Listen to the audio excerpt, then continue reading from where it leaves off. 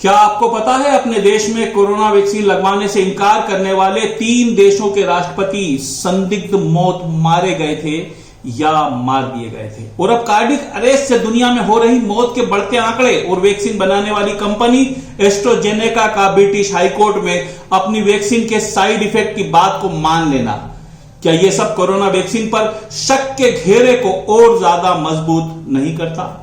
शेफाली जरीवाला की मौत ने एक बार फिर देश में कार्डियक अरेस्ट से हो रही नौजवानों की मौत का मुद्दा गर्म कर दिया है। हमेशा की तरह कोरोना वैक्सीन पर भी उंगलियां उठ रही हैं, तो सोचा आज क्यों ना आपसे वैक्सीन पर ही बात की जाए, उस वैक्सीन पर जिसे अपने देश में लगवाने से इनकार करने वाले 3 देशों के राष्ट्रपति या तो संदिग्ध मौत मारे गए या मार दिए गए।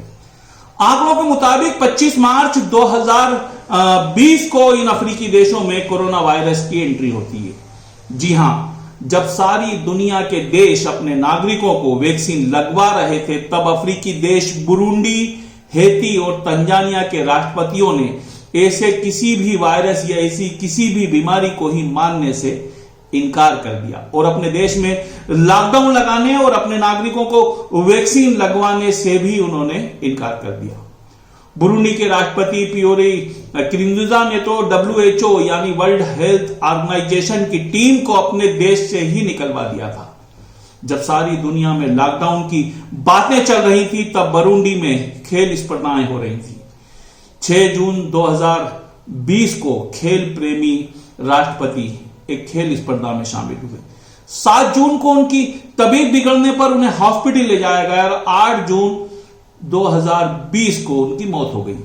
हालांकि उनकी मौत का कारण हार्ट अटैक बताया गया, लेकिन आपको जानकर शायद हैरानी होगी कि WHO सूत्रों के मुताबिक लगभग 1.25 करोड़ की आबादी वाले बुरुंडी में उस वक्त सिर्फ 85 मरीज संक्रमित थे।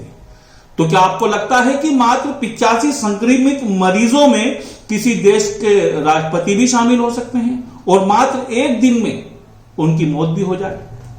हालांकि उनकी जगह जो नए राष्ट्रपति आए, उन्होंने शपथ ली तो उन्होंने फौरन WHO को वैक्सीनेशन की इजाजत भी दे दी। अब बात करते हैं तंजानिया की। कोरोना काल में तंजानिया के राष्ट्रपति थे जॉन मैगुफुली। उन्होंने भी WHO को यह कहकर अपने देश में वैक्सीनेशन करवाने से इनकार कर दिया कि अगर किसी अनजान बीमारी की वैक्सीन बनाना इतना ही आसान होता तो दुनिया अब तक एड्स, कैंसर और टीबी जैसी बीमारियों की वैक्सीन भी बना चुकी होती। तंजानिया के राष्ट्रपति ने तो अपनी जनता के सामने यह अंदेशा भी जाहिर कर दिया था कि कोरोना को लेकर उनके फैसले उनकी जान का खतरा बन सकते हैं। फरवरी 2021 के मध्य राष्ट्रपति मैगुफुली आश्चर्यजनक रूप से अज्ञातवास में चले गए और 17 मार्च 2021 को उनकी मौत का ऐलान कर दिया गया। इसी तरह हेती के राष्ट्रपति जोवेनल मोइस ने भी अपने देश में लॉकडाउन लगाने और वैक्सीनेशन जैसी WHO की तमाम सलाहों को मानने से इनकार कर दिया।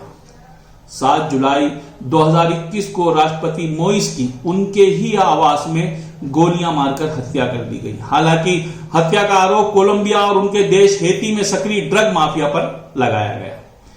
यह तो थी वैक्सीनेशन से इनकार करने वाले राष्ट्रपतियों की बात। अब बात करते हैं वैक्सीनेशन की। तो आपको बता दूं कि भारत में 1,75,00,000 लोगों को जो वैक्सीन कोविशील्ड के नाम से लगाई गई है, उस कोविशील्ड को बनाने वाली कंपनी सीरम इंस्टीट्यूट ने वैक्सीनेशन का यह फार्मूला एस्ट्राजेनेका कंपनी से लिया था। उस एस्ट्राजेनेका कंपनी से जिसके खिलाफ ब्रिटिश हाईकोर्ट में 50 से अधिक मुकदमे चल रहे हैं। और उसी एस्ट्राजेनेका कंपनी ने ब्रिटेन की अदालत में यह स्वीकार किया है कि उसकी वैक्सीन से खून में थक्के जमना और प्लेटलेट्स कम होने जैसे साइड इफेक्ट हो सकते हैं, जो हार्ट अटैक और ब्रेन स्ट्रोक का कारण बन सकते हैं।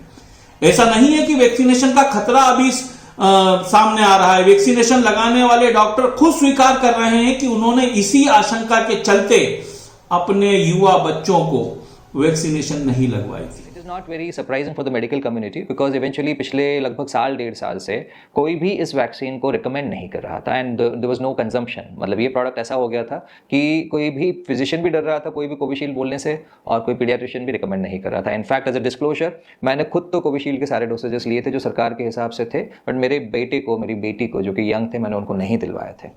न्यूज चैनल आज तक की एक रिपोर्ट के मुताबिक गुड़गांव के ऑटोमिस्ट हॉस्पिटल के कार्डियोलॉजिस्ट डॉक्टर मनजिंदर सिंह के मुताबिक भारत में हर साल 12 लाख लोग कार्डियक अरेस्ट से मरते हैं, जिसमें युवाओं की तादाद काफी ज्यादा है और साल दर साल यह आंकड़ा लगातार तेजी से बढ़ रहा है।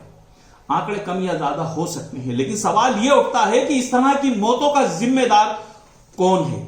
इस सवाल का जवाब मैं आप पर छोड़ता हूं और अब मुझे यानी परवेज इकबाल को दीजिए इजाजत। अगली बार फिर मुलाकात होगी एक नए मुद्दे के साथ।